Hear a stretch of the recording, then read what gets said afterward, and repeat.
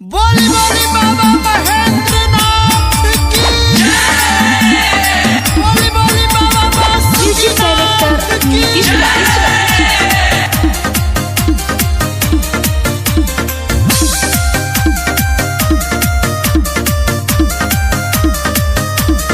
देव के देव महादेव रउआ हाई छोड़ी कैलाश रउआ देवा घर में रही।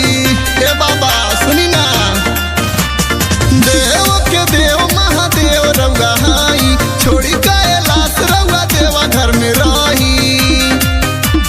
सावन भर जल चढ़ेला खुश रही भोला खाई के भांग के गोला, खाई के भांग के गोला। बेल पतैया चढ़े धतूरा सभे बोल बम बोला खाई के भांग के गोला, खाई के भांग के गोला।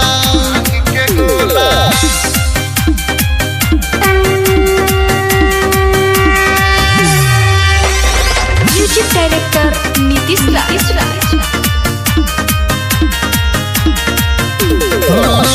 सावन में बरसत बाटे रिम झिम बदरिया रउआ त जनते बानी भीजलन कंवरिया।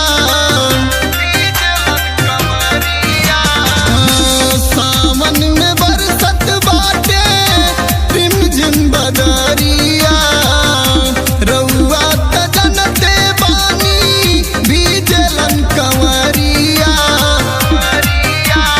सुल्तानगंज से जल भराइल भक्ति में मनवा डोला खाई के भांग के गोला, खाई के भांग के गोला। बेल पतैया चढ़े धतूरा सबे बोल बम बोला खाई के भांग के गोला, खाई के भांग के गोला।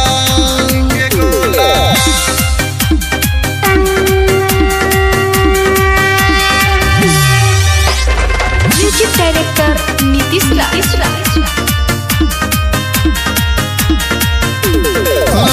कृपा कंवरियन पर गादी भोलेनाथ जी जल ढार आइल सब मन में लेके आस जी।